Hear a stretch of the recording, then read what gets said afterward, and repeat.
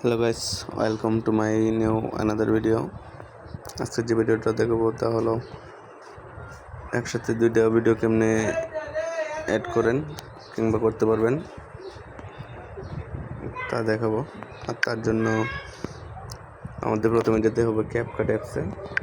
CapCut অ্যাপসে প্রবেশ করলাম।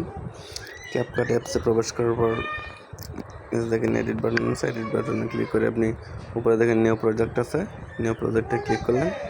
তারপরে আপনি আপনার দুটা ভিডিও আপনি চয়েস করে রাখবেন পছন্দ মতো। আপনি দুটো ভিডিও যাতে আপনি নিয়ে কাজ করতে পারেন, আমি দুটো ভিডিও সিলেক্ট করে রাখছি। তার জন্য আমি আমার প্রথম ভিডিওটা সিলেক্ট করলাম। সিলেক্ট করার পরে অ্যাড করে দিলাম।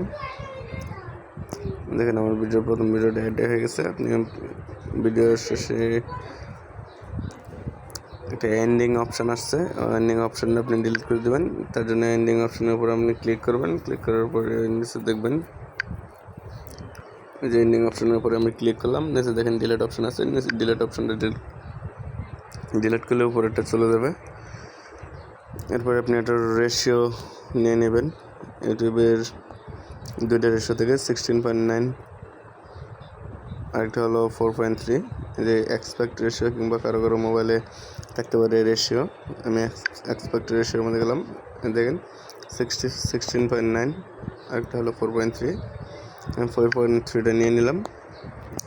4.3টা নেওয়ার পরে দেখেন আমি আমার ভিডিওটা ইচ্ছামতো নড়াচড়া করতে পারতেছি। এটা আমার সাইজ অনুযায়ী আমি বসিয়ে দিলাম। এরপর টিক চিহ্ন বাটনটা তুলে দিলাম। এরপর আপনি আবার চলে যাবেন নিচে দেখেন ওভারলে আছে, ওভারলে বাটনে ক্লিক করবেন। এরপরে অ্যাড ওভারলে আমি আমার দ্বিতীয় ভিডিওটা সিলেক্ট করবো। আমি আমার দ্বিতীয় ভিডিওটা সিলেক্ট করে নিয়েছি। এখন অ্যাড দিয়ে দিব, অ্যাড দিয়ে দিলাম। এই ভিডিওটা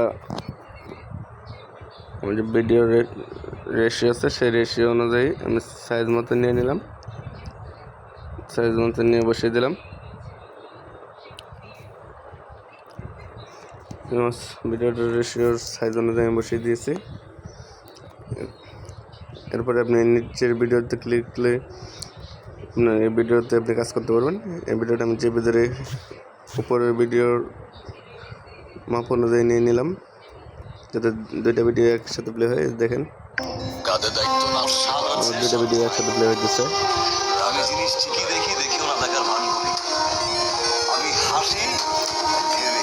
এভাবে আপনি দুইটা ভিডিও একসাথে করে চালাতে পারবেন। যদি আপনি কোনো ভিডিও যদি লম্বা হয়ে যায় তাহলে আপনি যে ভিডিওটা লম্বা হয়েছে তার উপরে ক্লিক করলেন। যেহেতু আমার 2 নম্বর ভিডিওটা লম্বা হয়েছে তার জন্য আমি 2 নম্বর ভিডিওটার উপরে ক্লিক করলাম। এরপরে নিচে দেখেন স্প্লিট বাটন আছে, আপনি স্প্লিট বাটনে ক্লিক করলে ভিডিওটা দুইটা ভাগ হয়ে যাবে। স্প্লিট বাটনে ক্লিক করলাম। আপনি যে অংশটুকু রাখতে চাচ্ছেন না ভাগ হওয়ার পর সেই অংশটুকুর উপর আপনি ক্লিক করলে যেরকমভাবে দেখাবে। দেখেন নিচে এডিট অপশান আছে, এডিট অপশানে ক্লিক করলে ভিডিওটা ডিলিট হয়ে যাবে।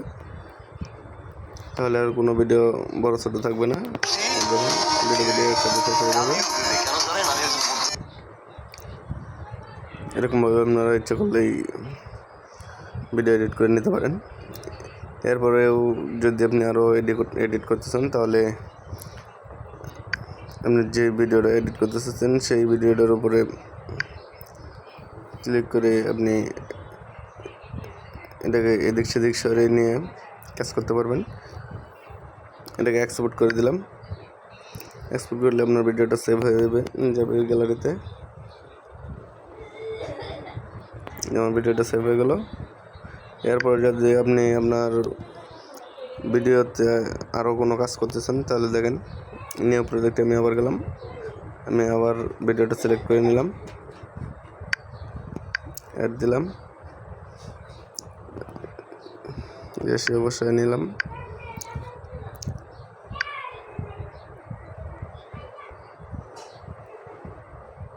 ভিডিওটা মাপ মতো বসাই নিলাম, এন্ডিং বাটনটা তুলে দিলাম। দ্বিতীয় ভিডিওটা নিয়ে আসবো, ওভারলেতে ক্লিক করে দ্বিতীয় ভিডিওটা নিয়ে আসলাম। মাপ অনুযায়ী বসাই দিলাম।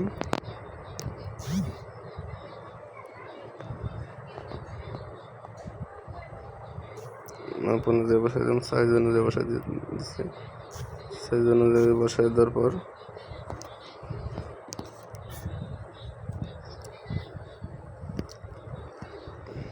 বাকি অংশটুকু আমি কেটে ফেলবো।